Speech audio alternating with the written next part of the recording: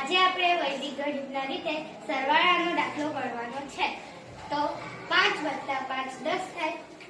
તો આપણે 0 ને જ લેવાનું છે અને દશકના અંકને અહીંયા ટપકું મૂકવાનું છે. પછી અહીંયા 0 કરવાનો છે. 0 + 5 = 5. 5 + 2 = 7. તો 7 આપણે અહીંયા નીચે લખીશું. પછી 4 ને 6 10 ને ટપકાને આપણે 1 ગણવાનું છે. એટલે 11 અને બાજુમાં આપણે શૂન્ય મૂકીને તેના પર એક ટપકું મૂકવાનું છે અને અહીંયા 1 ગણવાનું છે. 1 ને 3 4 4 + 3 4 + 8 = 12. 12 નો 2 અહીંયા લખીશું અને શૂન્ય મૂકીને શૂન્ય પર એક ટપકું મૂકીશું અને અહીંયા 1 ગણીશું. હવે અહીંયા ને અહીંયા ટપકું મૂકેલું છે ને તો 1 + 1 = 2.